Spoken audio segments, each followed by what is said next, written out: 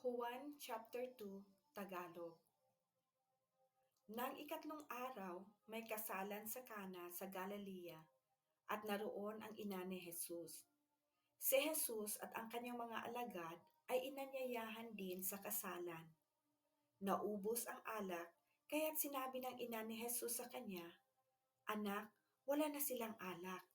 Sinabi ni Jesus, "Ipaubaya na lang po ninyo ito sa akin, ginang. Hindi pa ito ang aking tamang oras."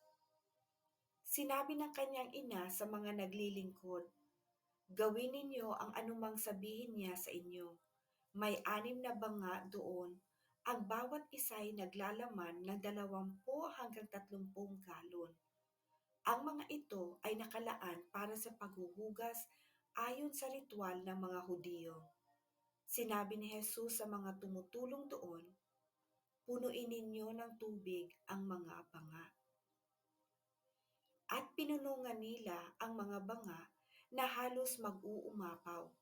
Pagkatapos, sinabi niya, "Kumuha kayo ng kaunti at dalahan ninyo sa namamahala ng handaan." Dinalhan nga nila ang namamahala at tinikman nito ang tubig na naging alak. Hindi niya alam kung saan nanggaling iyon, subalit alam ng mga sumalok ng tubig. Kaya tinawag niya ang lalaking ikinasal at sinabi, "Ang masarap na alak ay unang inihahain kapag marami nang nainom ang mga tao. Saka inihahain ang mababang uri. Ngunit sa huli ninyo inilabas ang masarap na alak." Ang nangyaring ito sa Kana sa Galilea, ang unang himalang ginawa ni Jesus. Sa pamamagitan nito'y inihayag niya ang kanyang kaluwalhatian at naniwala sa kanya ang mga alagad niya. Pagkatapos nito, pumunta si Jesus sa Capernaum kasama ang kanyang ina, mga kapatid at mga alagad. Sila'y nanatili roon ng ilang araw. Malapit na ang Paskwa ng mga Hudiyo, kaya't pumunta si Jesus sa Jerusalem. Nakita niya sa templo ang mga nagtitinda ng mga baka, tupa at kalapati, at ang mga namamalit ng salapi. Kumuha siya ng lubid at ginawa iyong panghagupit, at pinagtabuyan niya palabas ang mga nagtitinda, pati na ang mga baka at tupa. Isinabog niya ang salapi ng mga namamalit ng pera at ipinagtataob ang kanilang mga mesa. Pinagsabihan niya ang mga nagtitinda ng kalapati, "Alisin niyo rito ang mga iyan.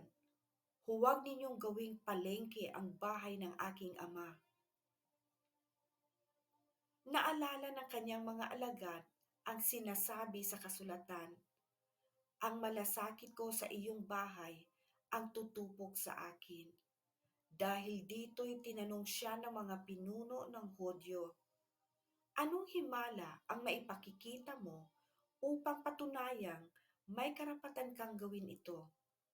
Sumagot si Jesus, "Gibain ninyo ang templong ito at sa loob ng 3 araw ay muli ko itong itatayo."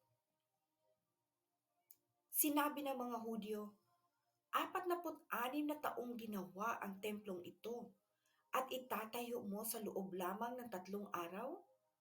Ngunit ang templong tinutukoy ni Jesus ay ang kanyang katawan. Kaya't nang siya'y muling nabuhay, naalala ng kanyang mga alagad ang mga sinabi niyang ito, at sila'y naniwala sa kasulatan at sinabi ni Jesus. Nang pista ng Paskwa, ay nasa Jerusalem si Jesus. Marami ang naniwala sa kanya nang makita nila ang mga himalang ginagawa niya. Subalit hindi ipinagkatiwala ni Jesus ang kanyang sarili sa kanila, sapagkat kilala niya ang lahat ng mga tao.